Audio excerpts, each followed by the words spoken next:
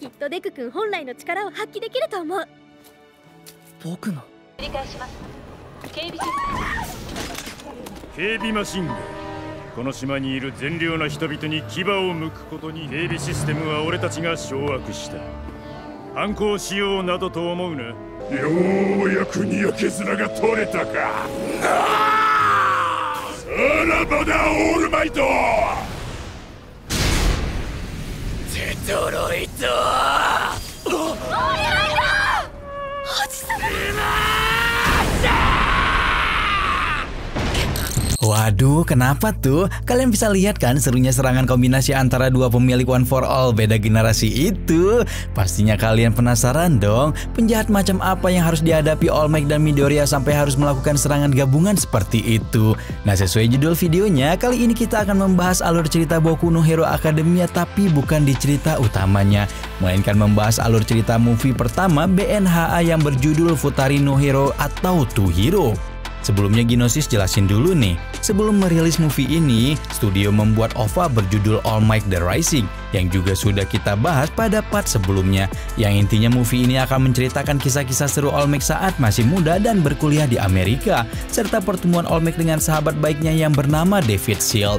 Setelah puluhan tahun berlalu, All Might berniat menemui Dave lagi dan mengajak Midoriya pergi bersamanya. Udah penasaran gimana serunya pertemuan All Might dan Midoriya dengan Dave yang diwarnai dengan serangan penjahat dan adegan baku hantam epic?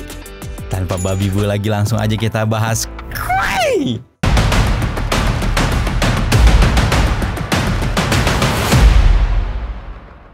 Di awal movie, set film berada di California, Amerika pada masa lalu. Tepatnya zaman-zaman All Might dan Dave masih kuliah ya guys. Nah, ketika itu terjadi kericuan besar yang disebabkan karena penjahat yang membawa hewan raksasa mengacau di tengah kota dan membuat penduduk lari pontang-panting menyelamatkan diri. Sebenarnya sudah ada beberapa pro hero di California yang berusaha membekuk penjahat itu, tapi ternyata penjahat ini cukup lihai dalam melarikan diri, dan hewan besar yang dia tunggangi cukup membuat para pahlawan kerepotan.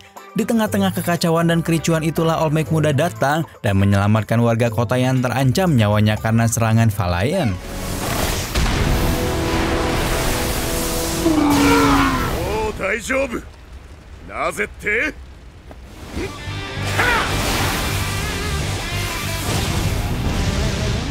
All Might mengira penjahat itu sudah siap baku hantam dengan dia, tapi ternyata si penjahat malah melarikan diri. Untungnya, sahabat All Might alias Dave datang dengan mobil berteknologi tinggi dan membantu All Might mengejar penjahat tersebut. Begitulah aksi dua BFF super kuat menghadapi penjahat di kota California pun dimulai.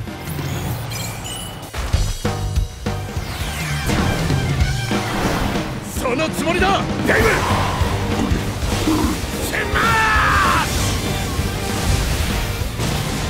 最後はこの技で決めよう。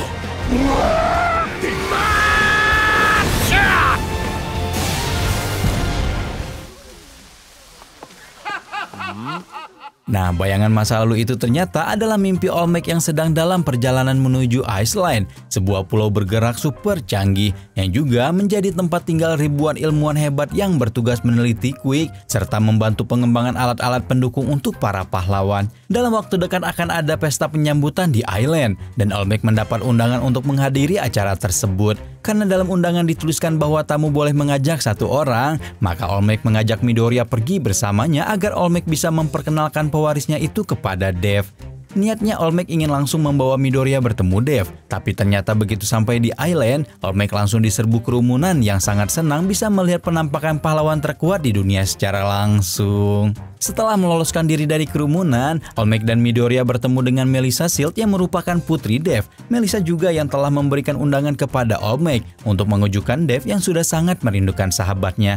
Singkat cerita, sampailah All Might, Melissa, dan Midoriya ke gedung penelitian tempat Dave berada, dan membuat peneliti terbaik di dunia itu sangat kaget melihat kedatangan All Might.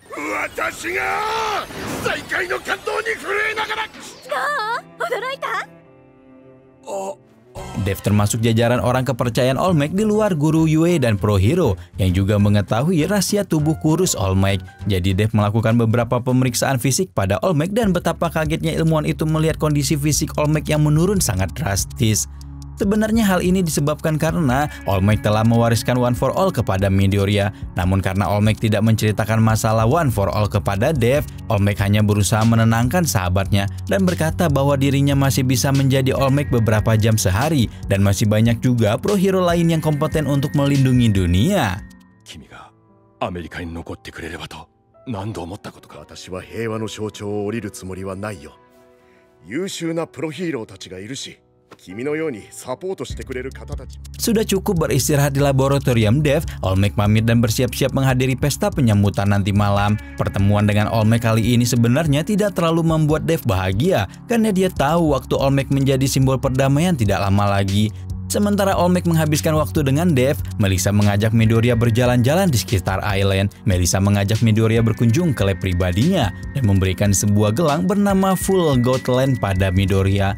Gelang itu bisa berubah menjadi pelindung tangan yang sangat kuat hingga bisa menerima 300% pukulan All Might. Melissa memberikan Full Gold Land karena menyadari bahwa Midoriya memiliki masalah dengan mengendalikan kekuatannya.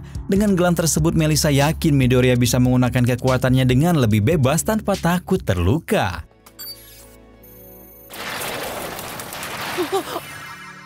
きっとデク君本来の力を発揮できると思う。僕の素敵なヒーローになってね。名付けるならフルガントレットかしら。 Malam tiba dan pesta penyambutan pun segera dimulai. Namun tanpa disadari para pahlawan dan tamu-tamu pesta, ternyata di saat yang sama sekelompok penjahat sedang berusaha meretas sistem keamanan di island. Dan tepat ketika All Might hendak memberikan kata sambutannya, sistem keamanan di island sudah dikuasai sepenuhnya oleh para penjahat. Dalam sekejap semua gerbang pulau tertutup, akses komunikasi terputus, gedung pesta terkunci, pahlawan pro disekap dan seluruh penduduk island jadikan sandera. 繰り返します。警備 警備マシンがこの島にいる善良な人々に牙を向くことに警備システムは俺たちが掌握した。反抗しようなどと思うな。そう、人質はこの島にいる全ての人間だ。 Semua pahlawan pro sudah berada di ruang pesta yang dijaga ketat oleh para penjahat. Mereka tidak bisa melakukan apa-apa karena si penjahat mengancam apabila pahlawan melawan, mereka tidak akan segan-segan menghabisi penduduk island. All Might mulai kebingungan, dia terpaksa untuk tidak bergerak, waktunya mempertahankan tubuh berotot juga semakin berkurang. Dan sekarang sahabatnya dibawa oleh para penjahat. Ketika itulah All Might melihat di lantai atas gedung tepatnya berada Midoriya dan kawan-kawan masih belum tertangkap oleh penjahat. All Might berusaha menjelaskan sesingkat mungkin keadaan yang terjadi di pulau dan meminta murid-muridnya pergi menyelamatkan diri. 大変だよミドリア。ヒーローたちも全員囚われている。危険だ。すぐにここから逃げ。 Di sisi lain, jiwa kepahlawanan mereka juga memberontak dan menolak untuk diam saja melihat banyak orang berada dalam bahaya. Akhirnya siswa-siswa kelas 1A membuat kesepakatan di antara diri mereka sendiri bahwa mereka akan berusaha menyelamatkan para sandera termasuk membebaskan pahlawan. Tapi dengan catatan mereka tidak boleh bertarung dengan para penjahat. Perjalanan Midoriya and the Gang menuju lantai teratas gedung dimulai. Tapi baru beberapa saat memulai pergerakan, keberadaan mereka langsung disadari oleh penjahat yang telah meretas sistem keamanan. Dan para penjahat itu langsung melakukan langkah-langkah cepat untuk menutup semua pintu di seluruh gedung demi menahan pergerakan 1A Squad. Tapi tentunya menahan calon pahlawan tidak semudah menutup pintu begitu saja. Dengan berbagai cara, siswa kelas 1A tetap dapat melewati pintu-pintu yang telah ditutup hingga sampailah mereka di lantai 80 dan menyadari bahwa lift yang berada di lantai tersebut sedang bergerak naik, yang artinya para penjahat sedang dalam perjalanan menuju lantai 80 tempat mereka berada. 面倒なところに入りやがって。こっちに来る。見つけたぞ、クソガキども。どうする？あっち行け。行け。お願い。 Tanpa diduga-duga, ternyata saat yang bersamaan dengan kedatangan penjahat Bakugo dan Kirishima yang memang sejak awal terpisah dari rombongan 1A juga ikut muncul. Dan dengan barbarnya Bakugo malah cari gara-gara dengan penjahat-penjahat itu. Aduh, ini bocah satu barbarnya emang udah level dewa ya. Karena menganggap Bakugo dan Kirishima sebagai anak-anak SMA yang harus mereka tangkap, para penjahat pun berusaha menyerang mereka berdua. Dan di saat itulah Todoroki yang sebelumnya bersembunyi berusaha menyelamatkan kedua temannya. Todoroki mengirim teman-teman yang lain kabur lebih dulu dan mencari jalan menuju lantai teratas. Sementara dirinya Bakugo Kirishima kita panggil mereka bertiga Sobakir lah ya. Sobakir akan menghadang dua penjahat yang sebelumnya menyerang mereka. Setelah itulah perkelahian antara 3 siswa Yue melawan penjahat Island pun dimulai.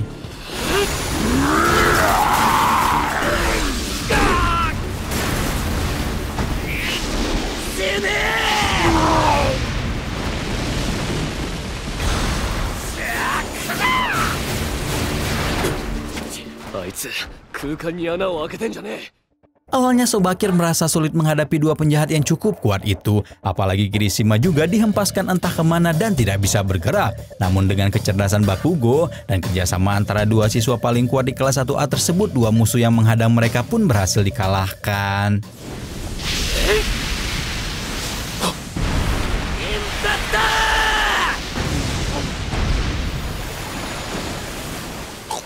Tapi ternyata setelah dua penjahat dikalahkan, musuh yang harus dihadapi Sobakir belum habis. Dan setelah itu mereka bertiga harus menghadapi robot-robot keamanan yang selama ini selalu menjaga gedung Island. Sementara Sobakir menghadapi penjahat, Midoriya segera mencari jalan menuju lantai atas dan menemukan lubang angin yang bisa mereka gunakan untuk melarikan diri. Tapi sampai di lantai 130, perjalanan kelompok besar ini juga terhambat karena dihadang oleh robot penjaga Island. Untungnya dengan bantuan Quick Airphone milik Jiro, mereka berhasil mencari jalan yang lebih sepi dan menyelamatkan diri dari robot-robot penjaga Island.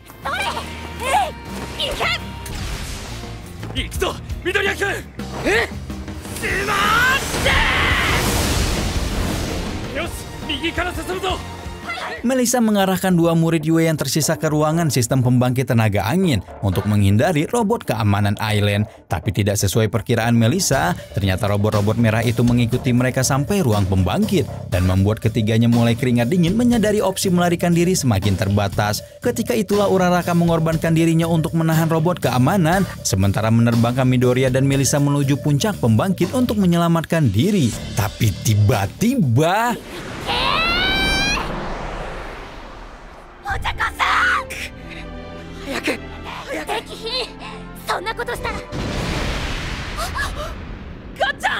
Untungnya Sobakir yang sebelumnya masih tertahan di lantai 80 berhasil mengalahkan semua robot keamanan dan tiba di ruang pembangkit tepat waktu untuk menyelamatkan Uraraka. Karena ada Sobakir, kini Midoriya tenang meninggalkan Uraraka dan kembali fokus mencari jalan menuju ruang pengendali utama yang terletak di puncak gedung. Sampai di lantai 198, Midoriya dan Melissa langsung diserang oleh salah satu tangan kanan bos penjahat dan pewaris One for All itu merasa sangat marah karena penjahat itu telah melukai Melissa.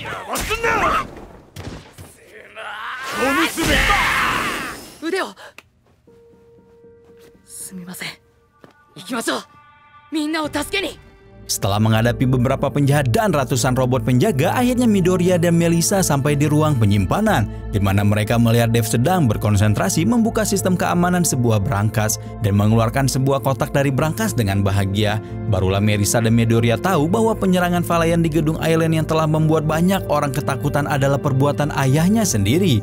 Dev merencanakan penyerangan ini dengan menyewa penjahat bohong-bohongan untuk mengalihkan perhatian agar dia bisa mendapatkan hasil penelitiannya kembali yang telah disita paksa oleh pihak sponsor. Penelitian terbaru Dev telah menghasilkan alat luar biasa canggih yang bisa meningkatkan bakat seseorang tanpa membebani fisik pemakainya. Penelitian tersebut tidak lain dan tidak bukan dilakukan Dev untuk membuat alat yang bisa membantu All Might meningkatkan kekuatannya.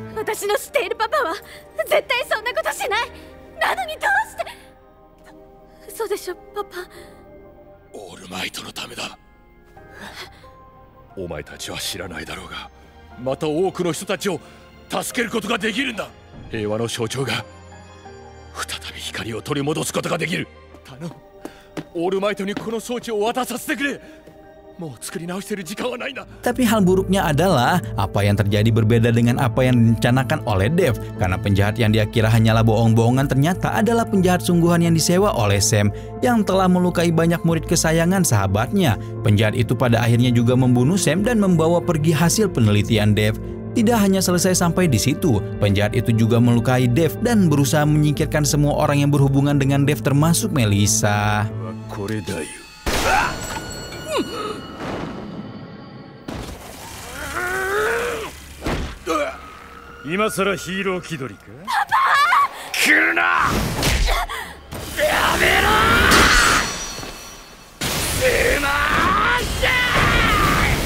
Di saat Deku berusaha menahan para penjahat, Melissa bergerak cepat menuju ruang kendali dan melepaskan sistem keamanan Island, sehingga seluruh pro hero berhasil terbebas dan Island bisa berjalan dengan normal.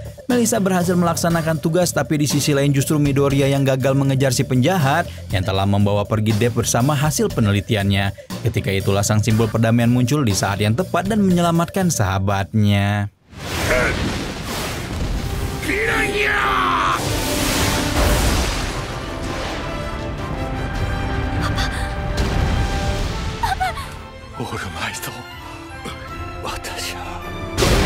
Tapi ternyata serangan super dari All Might belum bisa menyudahi perlawanan si penjahat. Karena ternyata penjahat itu malah menggunakan hasil penelitian Dev dan berubah menjadi monster dengan kekuatan yang sangat overpower.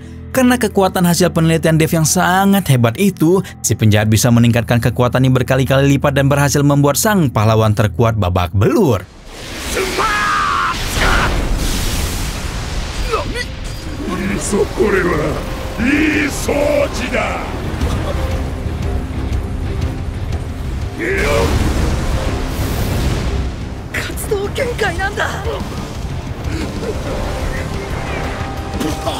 Ketika itulah tanpa diduga-duga satu asquad yang berhasil terbebas dari para robot keamanan sampai di atap gedung dan memberikan bantuan kepada gurunya untuk mengalahkan penjahat.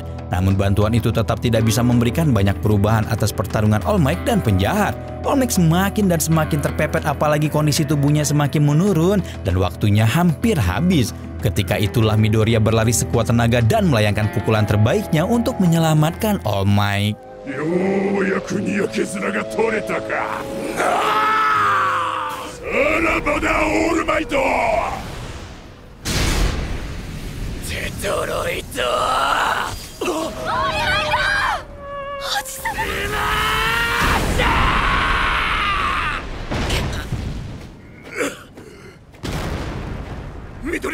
Walaupun awalnya All Might merasa khawatir karena melibatkan Midoriya dalam bahaya, tapi akhirnya All Might yakin bahwa Midoriya adalah penerusnya yang akan menjadi simbol perdamaian di masa depan. Karena itulah All Might memutuskan untuk meminta bantuan Midoriya, karena dua One for All adalah satu-satunya cara mengalahkan hasil penelitian Dev yang sangat maha dahsyat. Begitulah dua pemilik One for All beda generasi itu pun mulai menggabungkan kekuatannya dan meluluhlantakkan semua penjahat di hadapan mereka.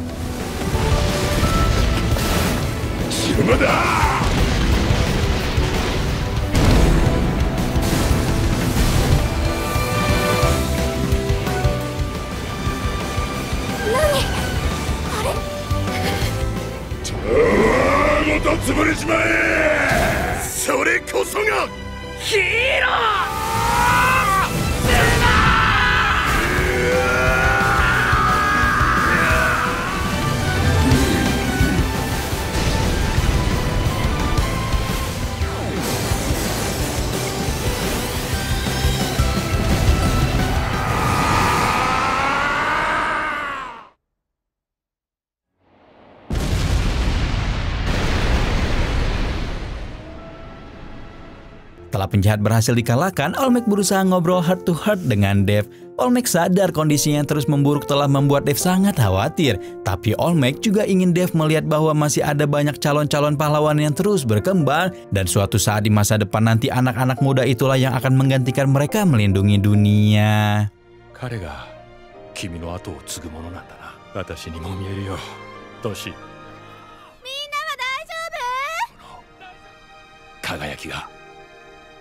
Edian! Gila, mantep banget kan pembahasan kali ini. Emang overpowernya sang simbol perdamaian gak ada duanya deh. Tapi jangan salah guys, Ginosis kasih spoiler dikit deh. Nantinya Midoriya bakal jadi karakter yang lebih overpower lagi daripada All Might. Ayo lo, kebayang gak kayak gimana kuatnya Midoriya saat itu tiba.